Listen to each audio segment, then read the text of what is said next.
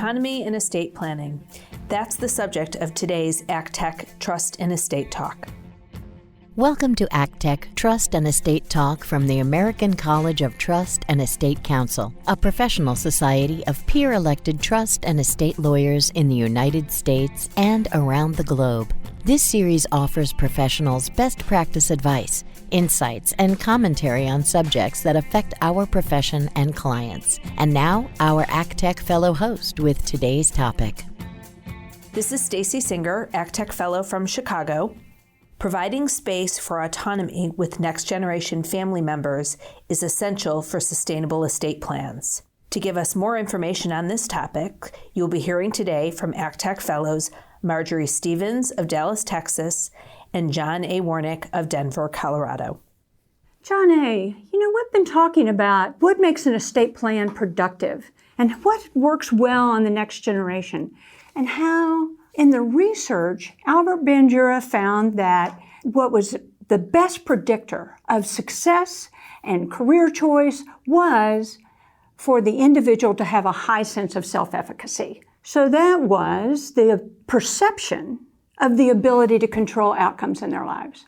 So really what's happening in this estate planning process, in this maturation process that we're working on with our clients, is the transfer of control from outside the individual to inside the individual. So we have parents who are developing this estate plan with the objective of having control within the individual. How do you find that works in your practice? Well, I think, Marjorie, if we think about traditional estate planning, it's fraught with really all sorts of negative structure and influence that interferes with creating space for autonomy. And so most of the estate planning that we do robs beneficiaries of the opportunity to make their own choices, takes that control and puts it in the hands of a trustee. And it's very easy for a beneficiary to learn to spell trust by the words mistrust and to feel that I'm mistrusted. I wasn't capable. They didn't think I could handle it. They were worried that I would blow it. So I think, if we step back and ask what could we do to create more autonomy within estate planning structures, we have to realize that we're starting from an initial kind of starting line with the trust that has a lot of inherent conflict with the desire for and the need for autonomy. So encouraging the beneficiaries and the rising generation family members to be able to make their own decisions, it may be important that a lot of this take place earlier than when they become even aware of the trust itself. Well, John A., have you had any techniques that you've tried that with any families that help move this process forward? I really think, Marjorie, that opportunity grants are something that I really talk frequently with clients about. An opportunity grant is a way, whether it's made from a trust or made directly as a gift from parents or grandparents to a child or grandchild. An opportunity grant is creating a financial stipend that will encourage a beneficiary or just a child to create an experience, a learning experience, or it could even just be an enjoyable experience. So the way that this often works is with the 18 to 30 or 35-year-old is parents will say, sweetheart, here's $5,000, $10,000, whatever the amount is. You have absolute control over deciding where you go, when you go, what you do. There's only two things that we're going to ask of you, and that is at our next family gathering, we'd like to hear a report around, what you did with your opportunity grant, how you utilized it. And we'd like to have you answer two questions. One is, what was the greatest kind of aha or lesson that this experience brought to you? What was the most valuable thing that you realized or learned as a result of choosing how to spend your opportunity grant?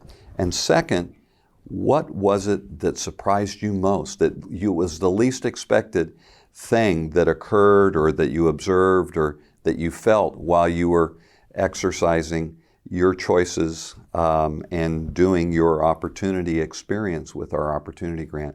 And I've just had amazing results in terms of it. It's, the parents stay out, they don't go, the child makes all the arrangements, does everything. It's a great way for them to learn autonomy, exercise control, but to turn it into a positive learning experience. There's a couple things that makes me think about. One of them is, it sounds like the parents are totally without judgment on this.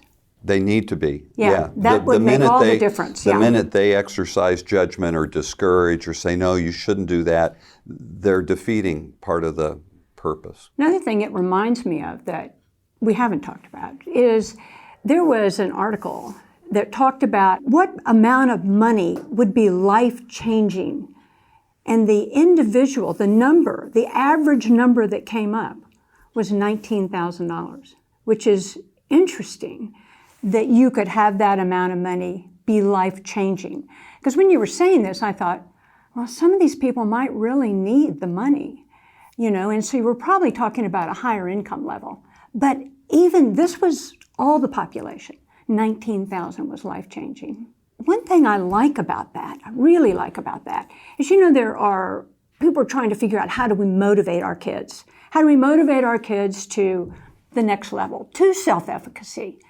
And the things that individuals are automatically motivated to do is toward autonomy, toward mastery, so they could use this to explore, toward purpose, toward relatedness. And if you have the parents in this positive situation and then this bringing it back into the family, that sounds like it would accomplish that.